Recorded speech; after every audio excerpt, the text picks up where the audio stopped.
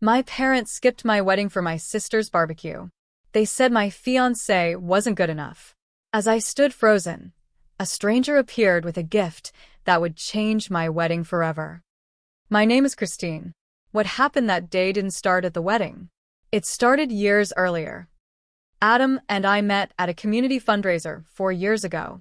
He was volunteering, fixing up donated bicycles for kids, grease on his hands, and this genuine smile on his face that made my heart skip.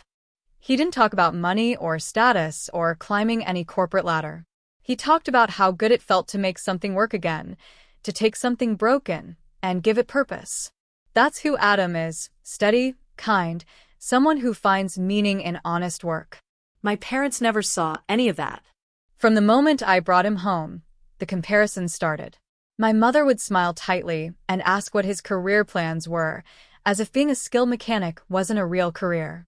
My father would mention, casually, how Mike had just closed another big deal, how Angie would never have to worry about anything. "Why couldn't you find someone like Mike?" my mother asked once, not even bothering to lower her voice.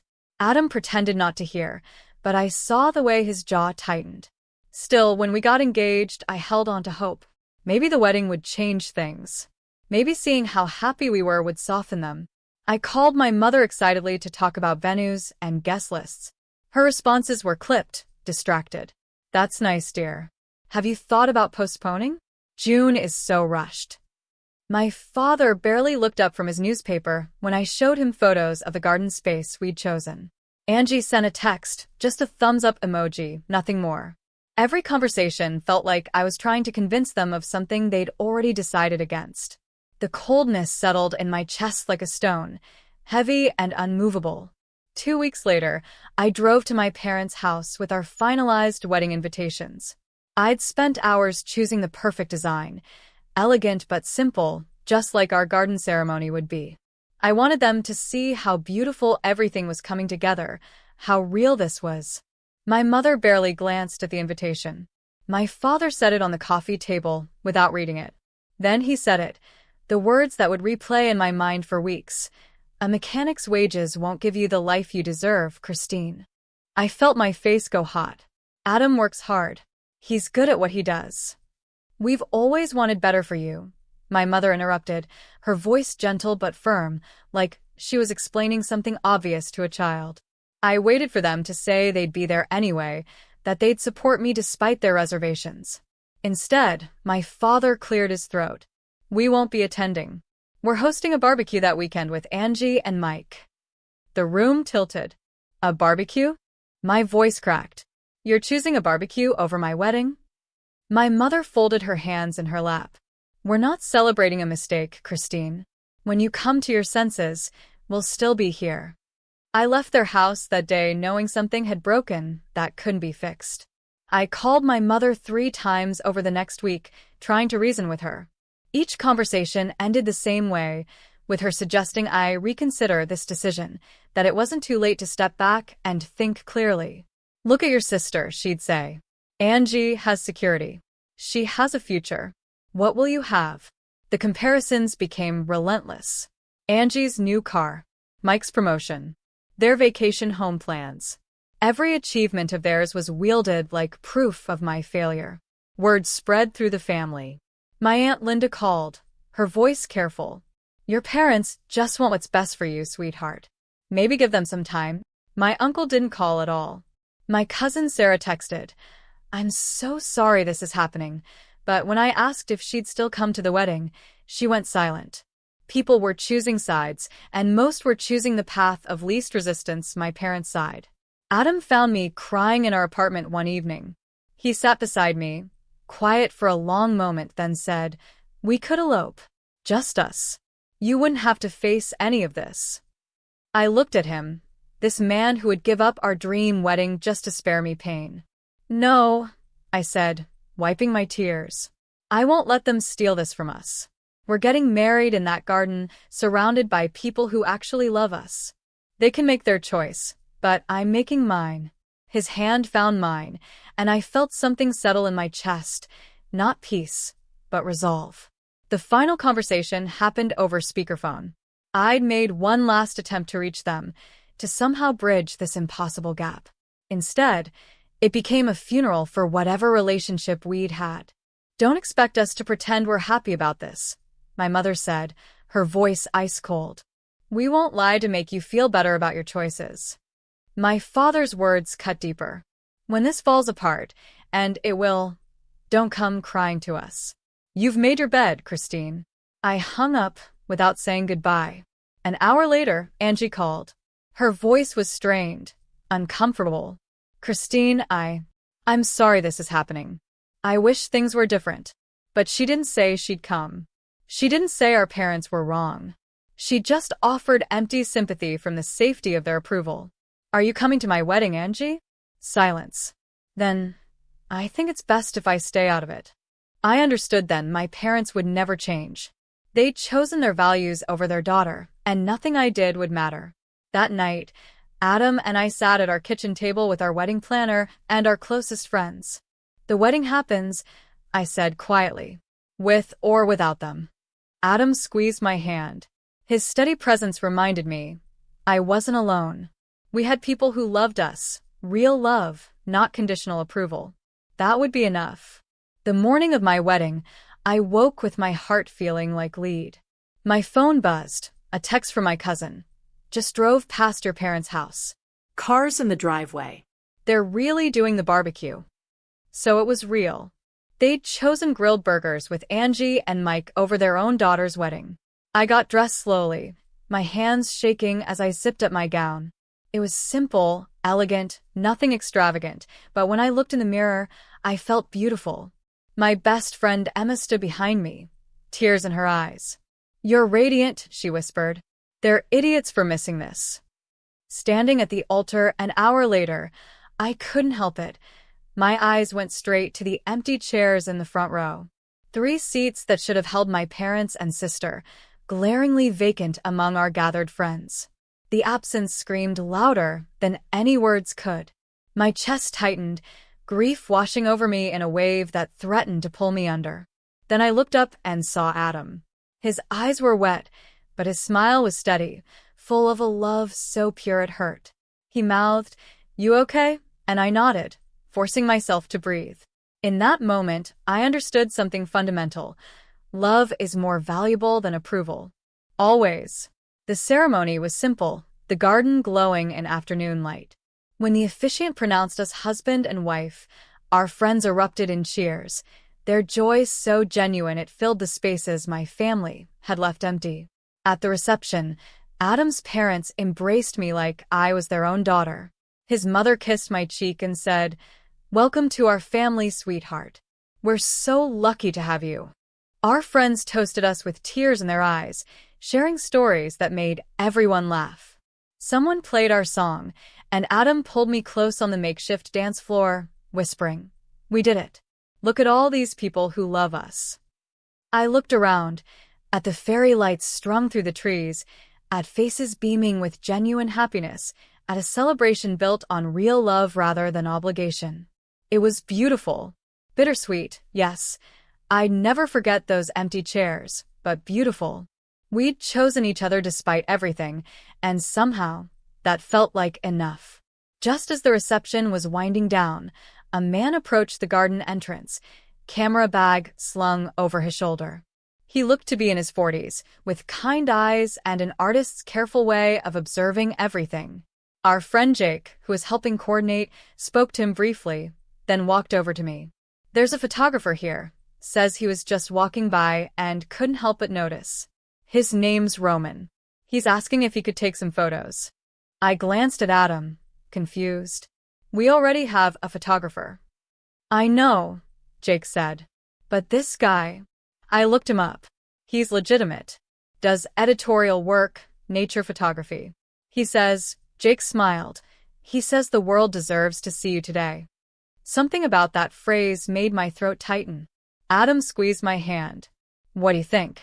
I looked at Roman, standing respectfully at a distance, and something in his expression felt genuine.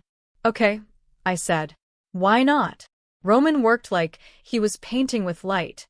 He captured me standing beneath the garden arbor, sunlight filtering through leaves onto my dress. He photographed Adam and me laughing, foreheads pressed together.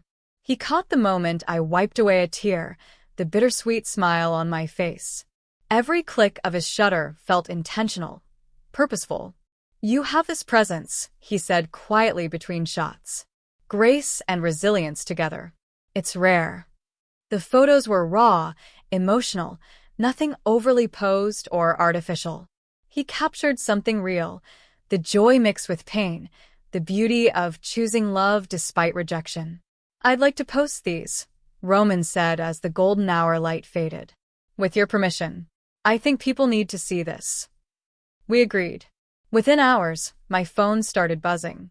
First a few notifications, then dozens, then hundreds. By the next morning, thousands of people had shared Roman's photos. Comments flooded in from strangers around the world. "Who is she? She's absolutely radiant.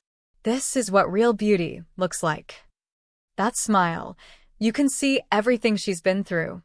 I sat on our hotel bed, scrolling through endless messages of support from people I'd never met, and started crying. Not from sadness this time, but from something else entirely.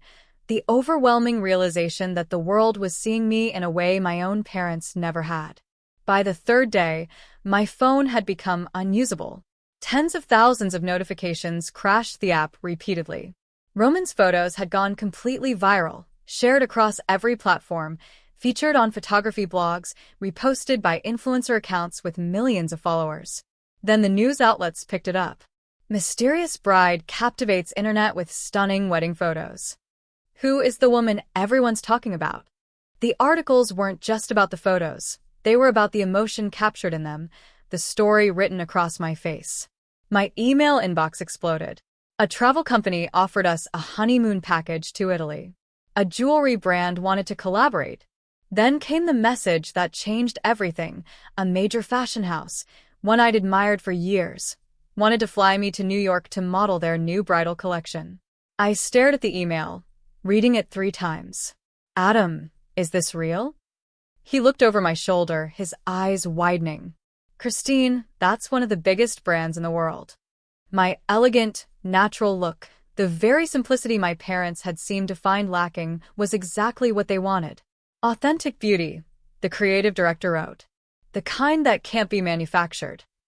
Within 2 weeks, I was standing in a Manhattan studio, professional makeup artists fussing over me, designers draping me in gowns that cost more than my car.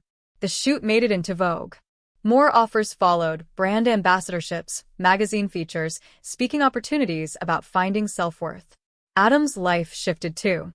A recruiter saw his photo in one of the articles, reached out and offered him a position as a senior technician at a leading vehicle manufacturing company in Detroit, Michigan, the kind of role that came with respect, excellent pay, and the recognition his skills had always deserved. We'd gone from rejected and dismissed to celebrated, seemingly overnight. The rejected daughter had become someone the world wanted to see.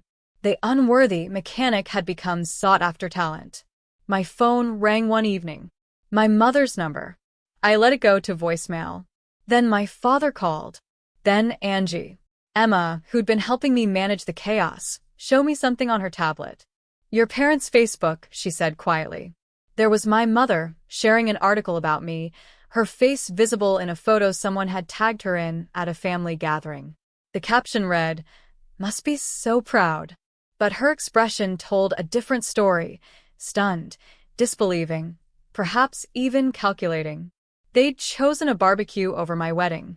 Now the world was celebrating what they'd dismissed, and they wanted back in. The calls became relentless. My mother left voicemails, her voice suddenly warm and proud. "Sweetheart, we've been seeing all the wonderful things happening for you. We should talk. Families should celebrate together." My father sent texts. "Very proud of you. Let's have dinner soon." Angie messaged, "Can we get coffee? I miss you." Every message felt like fingers trying to pry open a door I'd closed. They sent emails too, longer ones, rewriting history with frightening ease. My mother wrote about how she'd always known I had something special, and how she couldn't wait to see where this journey takes you. Not a single word about the wedding. Not one acknowledgement of the empty chairs or the barbecue they'd chosen instead. Adam found me staring at my phone one night, jaw clenched. "You don't owe them anything," he said quietly. He was right. I didn't. I finally responded to my mother's fifth voicemail with a text. "Where were you on my wedding day?" 3 disappeared, appeared again. Then, "Christine, let's not dwell on the past. We can move forward." My hands shook as I typed. "You chose a barbecue with Angie and Mike over your own daughter's wedding. You said you wouldn't celebrate my mistake. You told me not to come crying to you when my marriage fell apart. Those were your choices. Now live with them." I blocked their numbers before they could respond. But I wasn't done. An interview request came from a lifestyle magazine doing a feature on my overnight success story. When the journalist asked about my wedding day, I told the truth. All of it. The class prejudice. The comparisons to my sister's wealthy husband. My parents hosting a barbecue instead of attending. The empty chairs in the front row. The article published 2 weeks later. Rising star Christine opens up. My parents skipped my wedding because my fiancé was a mechanic. The response was immediate and explosive. Social media erupted with outrage. Her own parents chose a barbecue over her wedding? This is the most heartbreaking thing I've ever read. The class snobbery is disgusting. People share their own stories of family rejection, of parents who valued money over love. My parents' names were in the article. I hadn't hidden them. Their friends saw it. Their neighbors saw it. My mother's book club saw it. Suddenly, the narrative they'd tried to control was out of their hands. My cousin Sarah called, crying. "I'm so sorry I didn't stand up for you.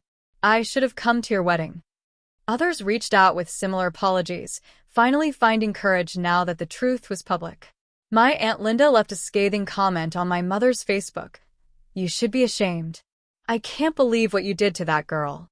Angie called from a number I hadn't blocked yet. Her voice was strained. "Christine, people are. Mom and Dad's reputation is. Everyone's talking about it." "Good," I said. "They made their choice. They can explain it to everyone who's asking." But the whole family watched them choose a barbecue over my wedding and said nothing. "Where were you, Angie? Where were any of you?" She had no answer. None of them did. My parents' carefully constructed image, the successful family, the proper values, the respectable life, crumbled under the weight of their own cruelty. Their prejudice and favoritism were now public knowledge, and there was no way to spin it into something noble. 3 weeks after the article published, I got a call from an unknown number. Against my better judgment, I answered. "Christine, it's Angie." Her voice sounded raw, like she'd been crying. Can I come see you?" "Please." "I need to talk." I almost said no, but something in her tone stopped me. "Fine. "Tomorrow. Coffee shop on 5th. She looked terrible when she arrived, eyes red, hair pulled back messily, none of her usual polished appearance. We sat in tense silence until she finally spoke. I confronted them, Mom and Dad, about everything. Her hands shook around her coffee cup. I asked them why they did it, why they chose a barbecue over your wedding. And do you know what Mom said? "We were protecting the family's standards." Angie's voice cracked. "I lost it, Christine. I screamed at them. I told them they were cruel, that they destroyed their relationship with you over their own snobbery." And then Dad said, she wiped her eyes. He said I should be grateful they'd always supported my choices, that I'd been smart enough to marry well.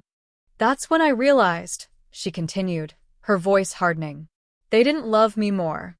They just loved what I represented. Mike's money, our house, the image we projected. They spent my whole life teaching me to look down on you, to feel superior because of who I married. They weaponized me against my own sister." "Angie." "No, let me finish." Tears streamed down her face. "If you hadn't spent your life teaching me to despise Christine, maybe I could have shared in her success. Maybe I could have had a real sister instead of being your performing puppet."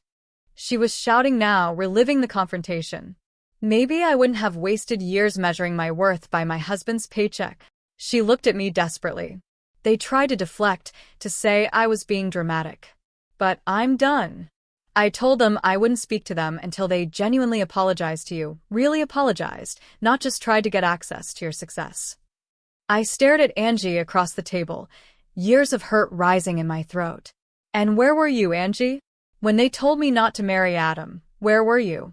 When they chose a barbecue over my wedding, where were you? Her face crumpled. I know. I was a coward. You were complicit. My voice was steady, but firm. You sat at that barbecue. You ate their food while I stood at an altar with empty chairs where my family should have been. You benefited from their favoritism and said nothing. Christine, please. I'm glad you finally see what they did to both of us. I really am. I meant it. But you don't get to unload your guilt on me and expect immediate forgiveness just because you finally stood up to them. Angie's hands trembled. I'm so sorry. I want to make this right. I took a breath, choosing my words carefully. Maybe someday we can rebuild something. But it's going to take time. Years of damage don't disappear because you had one argument with them. I stood, gathering my bag. I forgive you, Angie. But forgiveness doesn't mean things go back to how they were. You have to earn trust back. I walked out of that coffee shop leaving my sister crying at the table, knowing I'd done the right thing for both of us. 6 months later, I stood in front of cameras at a fashion event in Los Angeles, answering questions about my journey. The lights were bright, the crowd was engaged, and I felt completely at peace. This life, the modeling, the opportunities, the recognition wasn't what healed me. The healing came from finally understanding my own worth. Sometimes interviewers asked about my wedding day, about those empty chairs. I'd smile and tell them the truth. Yes, it hurt. But it also freed me. I no longer felt that sharp sting when I thought about it. Instead, I felt grateful for Adam's steady love, for the friends who showed up, for discovering I didn't need my parents' approval to know I was enough. Adam and I built a beautiful life together, one my parents had deemed impossible. We were happy, successful, deeply in love. Everything they said we couldn't have. If you're listening to this and facing rejection from people who should love you most, hear me. Your worth is not measured by their presence. It's not determined by their approval or their absence. It's in your courage to choose love anyway. It's in the choices you make when no one's watching. It's in the love you hold for yourself, even when others walk away. Shine anyway. Love deeply. And never let anyone convince you that you're not enough. If you stayed with me through this story, thank you. If any part of it felt familiar, you're not alone. If you'd like to hear more real family stories like this one, you can subscribe to the channel. And if this story brought up something personal for you, feel free to share it in the comments. I do read them. Thanks for listening.